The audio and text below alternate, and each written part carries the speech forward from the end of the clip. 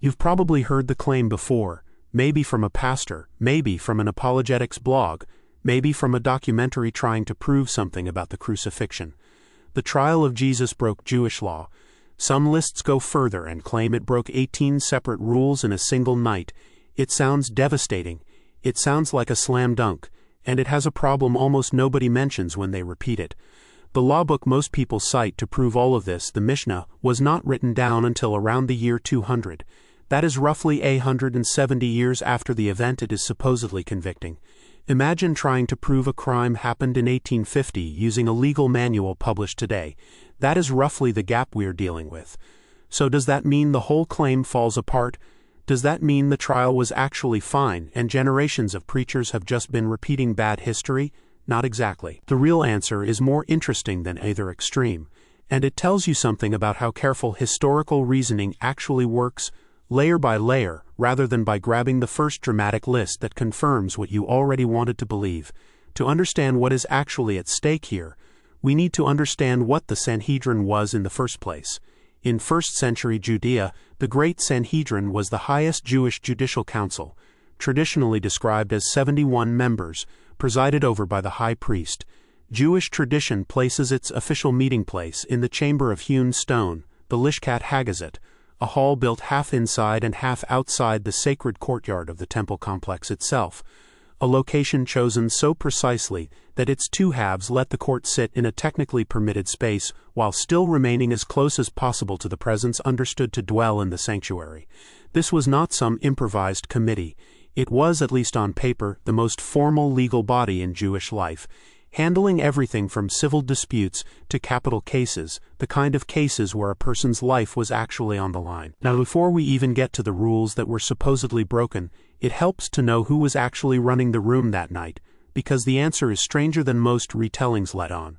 According to John's Gospel, the arresting party brought Jesus first not to Caiaphas, the sitting high priest, but to a man named Annas, Caiaphas's father-in-law. Annas himself had been formally deposed from the high priesthood years earlier by a Roman prefect. He held no official title at all by this point, and yet the soldiers went to him first. Why would that be? Josephus tells us that Annas was extraordinarily unusual among the high priests of his era. He had 5 sons who each, in turn, held the office of high priest after him, along with his son-in-law Caiaphas. That is 6 high priests from a single household.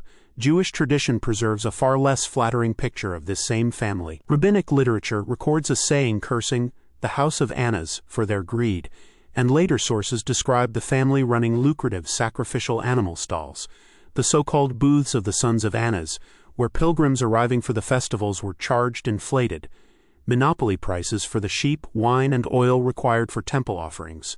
If that detail sounds familiar, it should. It is very likely this same network of market stalls, quite possibly operating on temple ground itself, that Jesus disrupted when he overturned the tables of the money changers. In other words, the man Jesus was brought to first, before any formal proceeding even began, may have been the same power broker whose family business had just taken a very public, very embarrassing hit days earlier. That is not proof of anything by itself, but it is worth sitting with before we even open a law book. Now let's go back further than any law book at all, because some of the most important protections in Jewish law are not rabbinic inventions from the year 200. They go back to the Torah itself, centuries before Jesus was even born.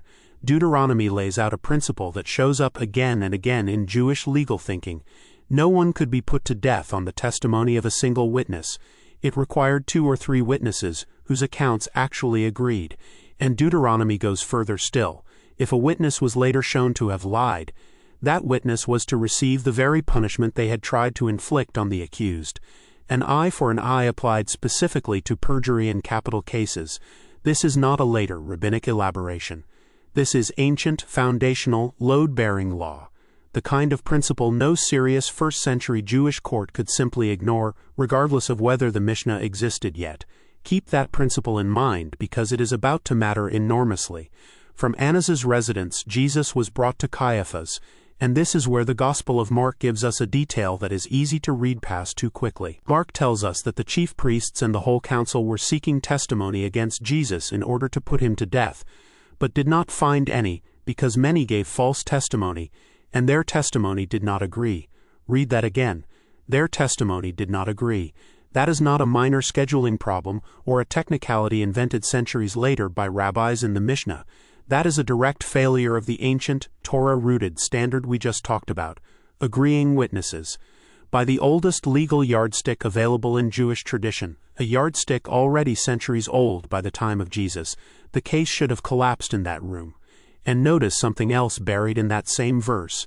It is the council itself that is described as seeking testimony against him. In a properly functioning judicial process, judges receive accusations brought by others.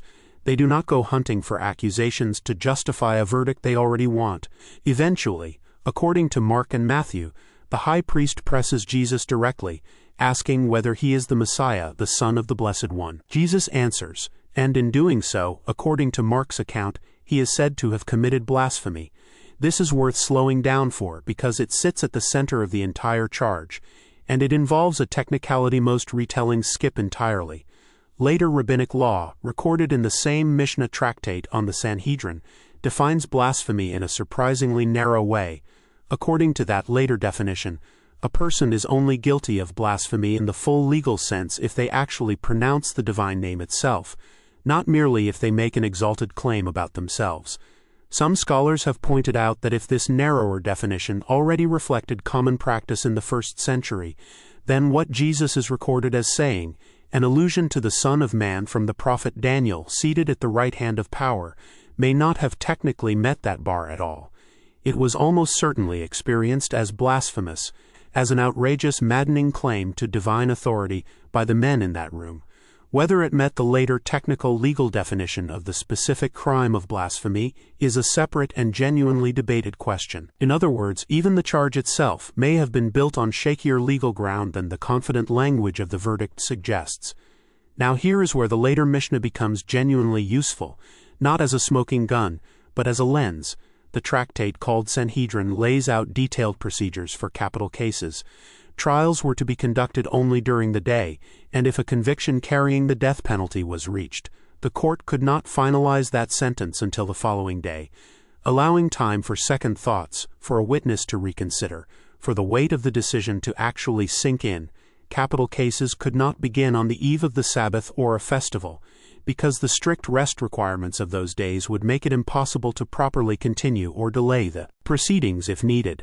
And in a detail modern readers often find almost paradoxical, a unanimous guilty verdict in a capital case was treated with suspicion rather than confidence. If every single judge agreed instantly on guilt, with no dissent and no debate, later rabbinic thinking held that something was wrong, because real deliberation among that many independent minds should produce at least some disagreement. Unanimity looked less like clarity and more like a predetermined outcome. And according to Mark, when the high priest asked for the council's judgment, they all condemned him as deserving death. All of them, immediately. Here is the honest, necessary caveat, the one serious scholarship insists on and popular retellings usually skip. The Mishnah was compiled around the year 200, based on generations of oral tradition among rabbis working after the temple's destruction in the year 70. We cannot simply assume that every single procedural rule recorded there was already fixed law in exactly that form in the year 30. Historians studying this period are careful to separate what rests on much older, more secure ground, like the Torah's own witness requirements we already covered, from what rests on later, harder to verify ground, like the specific daytime only and second day rules recorded generations afterward. Treating a 200-year gap as if it does not exist is not careful history. It is borrowing the authority of an ancient document while skipping the work of asking how much of it was already true in the period you actually care about. But here is where this gets far more interesting than a simple yes or no verdict on anachronism, and it involves two quieter details that most popular retellings miss completely. The first is a detail from Luke's Gospel. Luke tells us that when day came, the council of elders gathered again, and Jesus was led before them a second time. Why would that matter if the night session had already produced a verdict? One reasonable explanation many scholars point to is that even in the earliest layer of this tradition, there seems to have been some felt need for a daytime session, some instinct that a nighttime decision alone was not sufficient on its own terms. That does not prove the specific Mishnah rule existed word for word in the year 30, but it is a small, quietly preserved detail suggesting that the basic instinct behind that rule that capital matters require the clarity of daylight may be older than the document that eventually wrote it down. The second detail is even stranger, and it comes not from the Gospels at all, but from the Talmud itself, completely independent of any Christian source. Jewish tradition records that 40 years before the destruction of the Second Temple, the Sanhedrin was exiled from the chamber of hewn stone and relocated to a far less significant space known as the trading stalls, and that from that point on, the court no longer had the standing to judge capital cases. Do the math on that timeline. The temple was destroyed in the year 70. 40 years before that lands right around the year 30, which is very close to the traditional dating of Jesus' crucifixion. This detail also lines up strikingly with something John's Gospel records directly. When Jesus' accusers bring him to Pilate, and Pilate tells them to judge him according to their own law, they respond that they are not permitted to put anyone to death. Some scholars and apologists have connected these two facts and suggested that the Sanhedrin's loss of formal capital jurisdiction happened right around this same period. It is important to be careful here. This is a later rabbinic tradition, not an independently dated inscription, and correlation across two ancient traditions is not the same as airtight proof of exact causation, but it is a remarkable, independently preserved detail that at minimum shows Jewish memory itself associating this general period with the collapse of the Sanhedrin's power to execute, quite apart from anything Christians wrote about it. Which brings us to a final legal pivot worth understanding, because it explains why the story does not end with a Jewish verdict at all. Blasphemy, whatever its precise technical status, was a religious charge. It meant essentially nothing to a Roman governor. Rome did not care whether a Judean peasant had insulted a local deity. So notice what happens next in the narrative. By the time Jesus stands before Pilate, the charge has shifted. It is no longer blasphemy. It is now a claim to kingship, to political rule language that Rome absolutely did care about, because a rival king in a restless province was a direct threat to imperial order. Whether or not the earlier verdict at Caiaphas's house had solid legal footing, the accusers needed an entirely different charge to get Rome to act, and they found one. This is not incidental. It is one of the more strategically savvy pivots in the entire narrative, translating an internal religious dispute into the one language an occupying empire would actually take seriously enough to execute someone over. So where does that leave the 18 laws claim you've probably encountered somewhere online? It leaves it in a much more nuanced place than either its defenders or its critics usually admit. Some items on those popular lists genuinely do rest on very old, very solid Jewish legal ground. The disagreeing witnesses being used anyway, the judges themselves hunting for testimony instead of receiving it, the technical narrowness of the blasphemy charge itself. Other items on those same lists rest on later Mishnaic procedure that we cannot prove with certainty existed in identical form a full century and a half earlier, even if independent Jewish tradition suggests the underlying instincts, daylight sessions, a functioning capital court, may already have been eroding in exactly this window of history. The honest version of this story is not as clean as either the 18 broken laws meme, or its dismissive counterargument that none of it matters because the Mishnah came later. The honest version says, some of what happened that night violated protections as old as the Torah itself, and some of what happened may have violated norms whose earliest datable written form comes from later, even while multiple independent threads of evidence suggest something was already straining at the seams of that legal system in exactly this period. Why does any of this actually matter, beyond winning an argument on the internet? Because it changes what kind of story this is. It is not simply the story of a religious institution cleanly following its own rulebook to a just conclusion. And it is also not simply the story of lawless thugs improvising a kangaroo court with zero relationship to Jewish legal tradition. It is something messier, and honestly something far more human. It is the story of a system with real, ancient, thoughtfully constructed protections meant to prevent exactly this kind of rushed, fear-driven outcome, being bent, stretched, and quietly overridden by people under enormous political, financial, and religious pressure. People who may have genuinely believed they were protecting something important, even as they cut corners, changed charges, and moved rooms to do it. And that, more than any specific procedural violation, is the part of this story that reaches forward into your life and mine. because most of us have felt what it is like to stand inside a process that claims to be fair while somehow already knowing what conclusion it intends to reach. Maybe it was a workplace investigation where the outcome felt decided before you ever sat down to explain your side. Maybe it was a family conflict where everyone agreed on the rules of engagement right up until the moment those rules stopped being convenient for the person with more power in the room. Maybe it was a legal or bureaucratic system that technically followed its own procedures on paper while somehow still leaving you feeling like the actual decision had been made somewhere else, in a room you were never invited into, by people whose interests were quietly tied up in the outcome all along.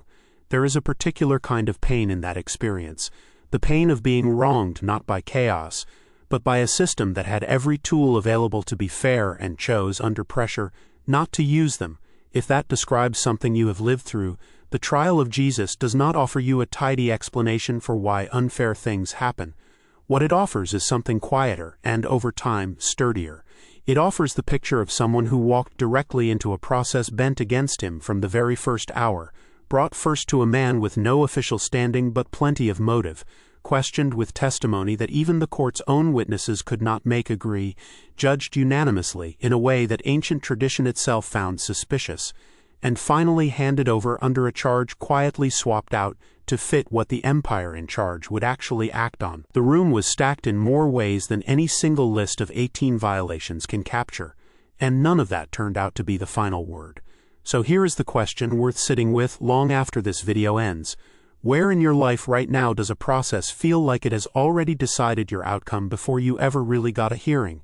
And what would it look like to hold on to the possibility that an unfair room is not always the same thing as the final verdict? For more than 100 years, respected scholars looked down on the Gospel of Mark. One 19th-century pastor and theologian called Mark neither a historian nor an author, saying he simply assembled his material in the simplest manner thinkable. A famous 20th-century critic went further, saying Mark wasn't even sufficiently in control of his own material to attempt anything systematic. Another scoffed outright, calling him a clumsy writer, unworthy of comparison to the other Gospels. For decades that was the scholarly consensus. Mark was the short gospel, the rushed gospel, the one you read first because it's easy, not because it's deep. That reputation was almost entirely wrong, and the proof sits in plain sight, hiding inside not one but two techniques so precise that scholars eventually had to give them names. Let's start with the first piece of evidence critics used against Mark, because it turns out to be the opposite of what they thought. Open almost any page of this gospel and you'll notice something odd.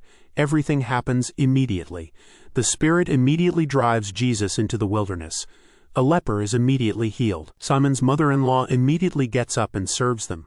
Count how many times the Greek word behind this, euthes, shows up across the entire New Testament outside of Mark, and you'll find somewhere around 10 to 18 instances, depending on how you count related forms. Now count how many times it shows up inside Mark alone. Around 40. 40 instances of immediately packed into the shortest gospel in the New Testament. For generations this was cited as evidence of an unpolished, breathless writer who didn't know how to slow down and tell a proper story. But look closer at where Mark places his very last immediately. It falls right after Peter denies knowing Jesus for the third time in chapter 14 verse 72. And then something remarkable happens. It never appears again, not once more in the entire gospel. The moment the Passion narrative begins, the breathless pace that has driven this gospel from its very first chapter simply stops. Many scholars now read this as a deliberate authorial choice, not a nervous tic. Mark rushes you through Jesus' ministry at a sprinter's pace, and then, at the precise moment his suffering begins, he forces you to slow down and sit in it. That's not the fingerprint of a clumsy writer. That's the fingerprint of someone controlling your reading experience with surgical precision. Which brings us to the second piece of evidence, the one this video is really about, and the one that should finally put the clumsy Mark theory to rest for good. Here's the pattern once you know what to look for. Mark will begin telling you one story. Partway through, without warning, he abandons it and starts telling you a completely different story. Then, once that second story reaches its conclusion, he comes back and finishes the first one as if he'd never left it. Scholars call this an intercalation, though most people know it by its more memorable nickname, a Markan Sandwich. Two slices of one story, with a completely different story pressed in as the filling. Even the word itself has a strange origin worth pausing on. Intercalation isn't originally a literary term at all. It comes from Latin, from a word meaning to insert a day between others.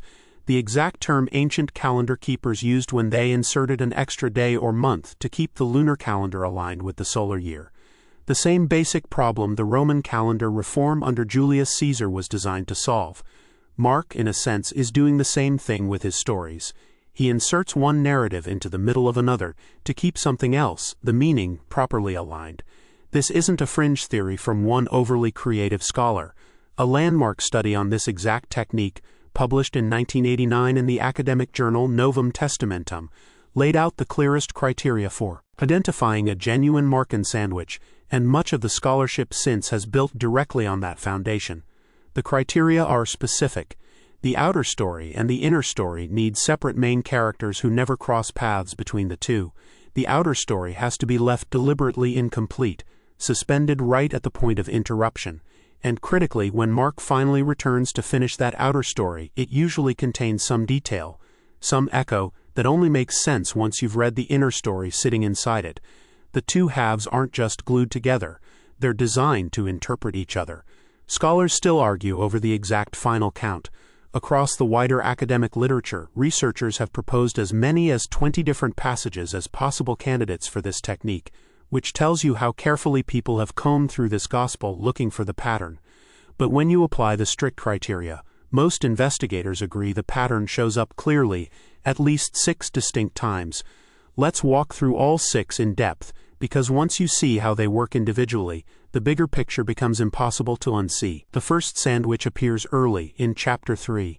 Jesus' own family hears what he's doing and sets out to restrain him because people are saying he's out of his mind. That's the outer story.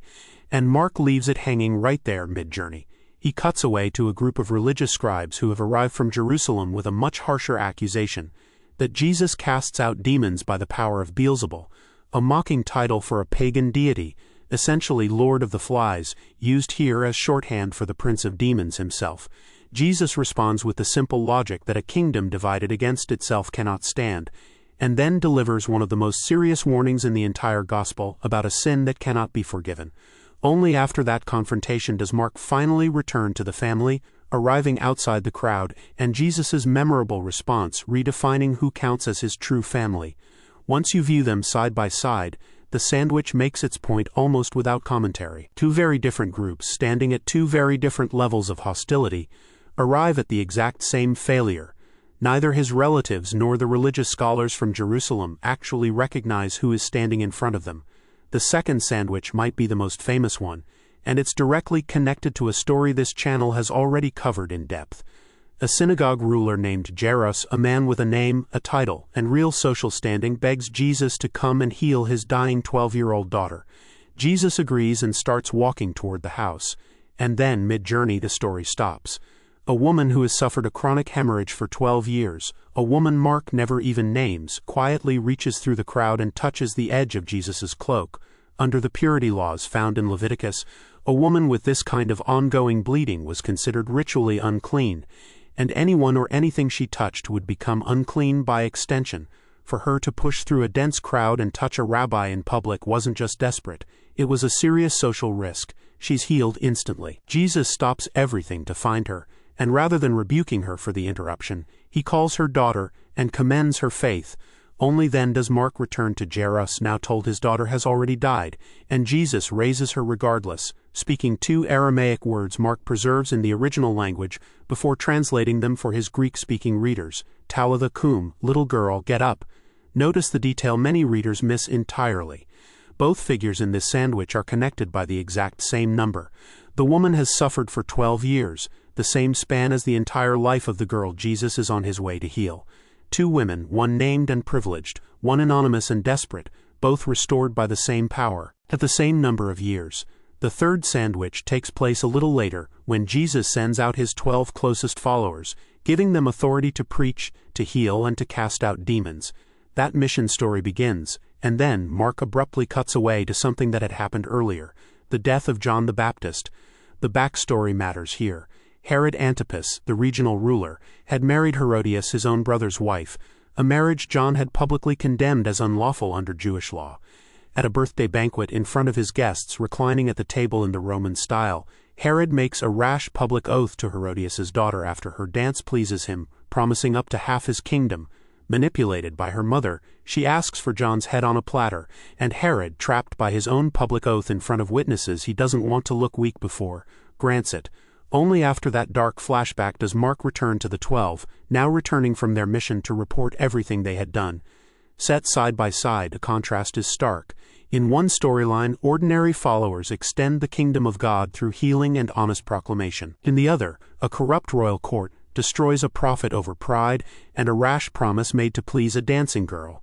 Many scholars read this sandwich as Mark quietly warning his audience what kind of world these new missionaries are stepping into, and what it might eventually cost them.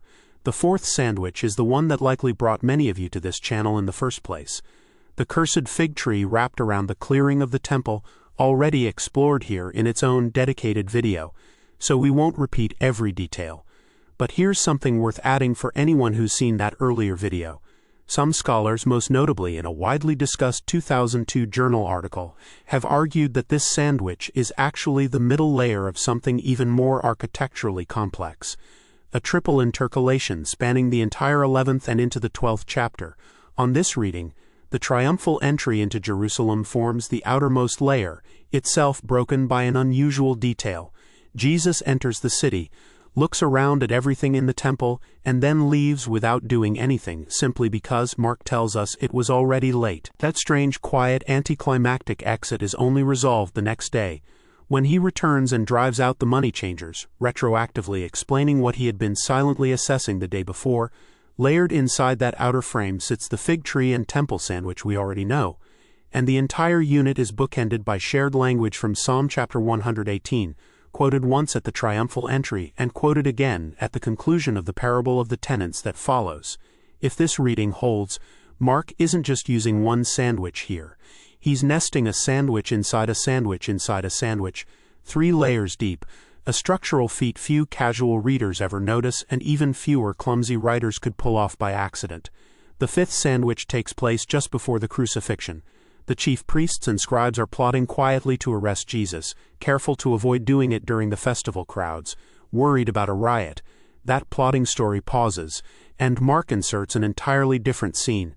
An unnamed woman in Bethany breaks open a jar of extremely expensive perfumed oil and pours it over Jesus' head. Onlookers estimate its value at roughly 300 denarii, close to a full year's wages for an ordinary laborer, and they call it a waste.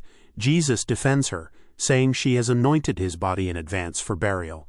Only then does the story return to the plotting, now revealing that Judas, one of the 12, has gone to the chief priests to betray Jesus, a betrayal the other Gospels price at 30 pieces of silver, a small fraction of what the woman poured out without hesitation. Look at what's been placed on either side of her extravagant act of devotion: calculated scheming on one side, calculated betrayal on the other, both involving money, and both involving a very different kind of cost than hers. And the 6th sandwich is the one most directly connected to material this channel has already explored in depth. The trial before the Sanhedrin. Jesus stands before the high priest and the council, and under direct, dangerous questioning, he openly confesses who he is. That confession sits at the center of a story about Peter waiting down in the courtyard below, while Jesus risks everything to tell the truth upstairs. Mark cuts back and forth to Peter 3 separate times, denying he even knows the man. Remember that word euthes from earlier, the one Mark uses roughly 40 times to keep his narrative racing forward. Its very last appearance in the whole Gospel comes immediately after Peter's 3rd denial, right as the rooster crows a 2nd time, and Peter remembers what Jesus had told him and breaks down weeping.